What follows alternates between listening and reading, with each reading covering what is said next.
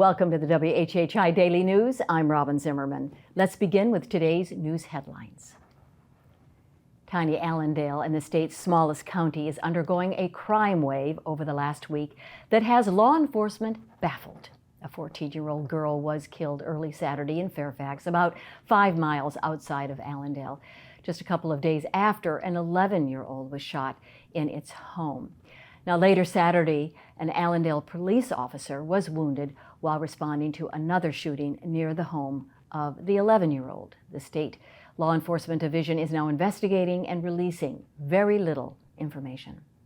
Well, preliminary results of the count of unsheltered people in Beaufort County back in January are out, indicating a 35% increase in homelessness compared to the year before. Sandy Gillis of the Deep Well Project told WJCL she's not sure if the count was just a little more accurate than before or if there is really that many more unsheltered people. But she says she knows the trend is going the wrong way, and she expects the number of homeless to grow as the weather warms.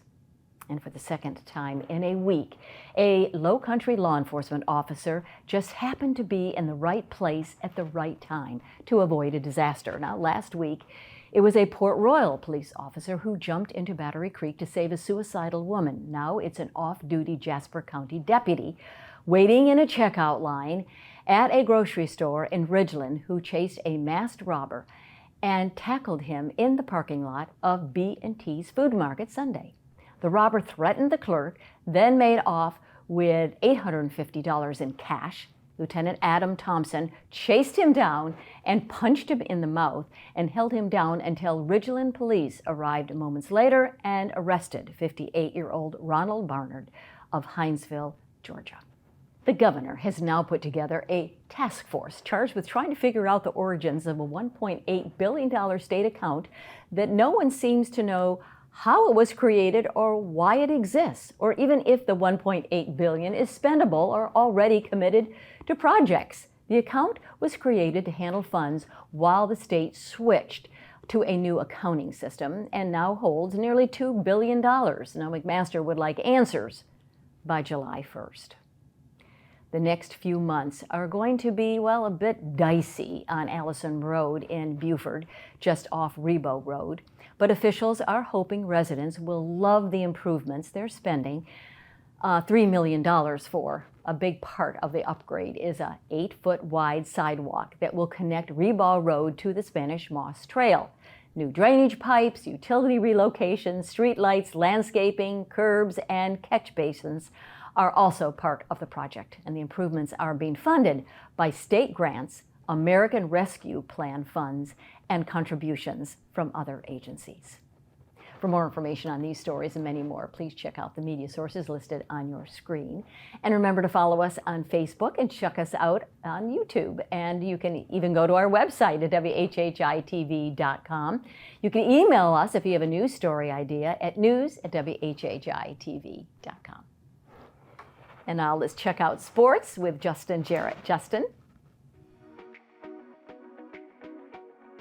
Hey, it's time for Last Night in the Loco on WHHI, powered by LocoSports.com. The high school baseball and soccer playoffs began in earnest last night, and we'll start on the pitch, where it was a very good night for the Loco. 5 area boys soccer teams entered and 4 marched on, including the Bluffton Bobcats, who dominated possession all night and cashed in 2 late goals for a 2-0 win to avenge last year's playoff loss to Lugoff-Elgin. On the other side of the Class 4A bracket, May River's boys took care of business on the road in a 5-0 win at West Florence, and Beaufort High came home from Aynor with a 2-0 victory to advance in Class 3A. We'll get a Lowco-on-Lowco matchup in round 2 of the Class 1A boys bracket after Whale Branch beat Bethune-Bowman 6-1 to earn another shot at crosstown rival Bridges Prep. The seeds held for all our area squads on the baseball diamond last night. In Class 4A, May River won 8-2 at home against Irmo behind a strong 6 innings from Logan Hargis and a balanced attack up and down the lineup, earning a trip to top-ranked North Myrtle Beach after the Chiefs rallied late for a 3-2 win over Bluffton. Terrific outing from Miles Fry to keep the Bobcats in it until the end. Bluffton and Hilton Head High will face elimination games Wednesday after the Seahawks lost 13-5 at West Florence in their opener. Defending Skeeza 2A champion Patrick Henry opened the postseason with an 11-0 rout of Dillon Christian, and will look for the sweep tonight. And John Paul II lost 6-2 at Florence Christian to drop into the elimination bracket in Skeeza 3A. And the boys golf teams from May River, Bluffton, and Hilton Head all qualified for the Class 4A lower state meet with their scores from Monday's region meet at Hilton Head Lakes, where James Island took the team title and May River's Landry Williams was the medalist with a scorching 1/71. We'll recap another busy night on the Lowco sports scene at 10 p.m. tonight on The Lowdown. For Lowco Sports and WHHI, I'm Justin Jarrett. Until next time, go Lowco. Thank you, Justin. And now let's get our forecast from Maria. Thanks, Robyn. Yep, so taking a look ahead, it does look like we're going to have a couple of cloudy days, and then we are going to be seeing some storms by the end of the week, but the temperatures are going to be staying in the upper 70s and 80s. So taking a look at Wednesday, it's be partly cloudy with Hilton Head having a high 80, low 67, Bluffton's have a high 83, a low 65, and Beaufort's have a high 82 and a low 66. The sunrise for Wednesday is going to be at 6:36 and sunset's going to be at 8:04. Taking a look at the beach tides, low tide's going to be at 11:08 a.m. and high tide's going to be at 3:53 p.m. Taking a look into the rest of the week, a little bit into the weekend, Thursday is to be partly cloudy with highs in the 80s, lows going to be in the upper 60s.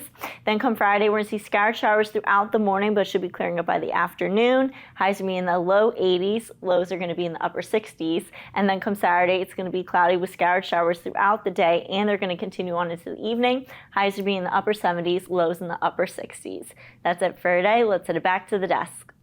Coming up after the break, we'll find out about an event coming up in the fall that is put on by Sunset Rotary. Stay tuned.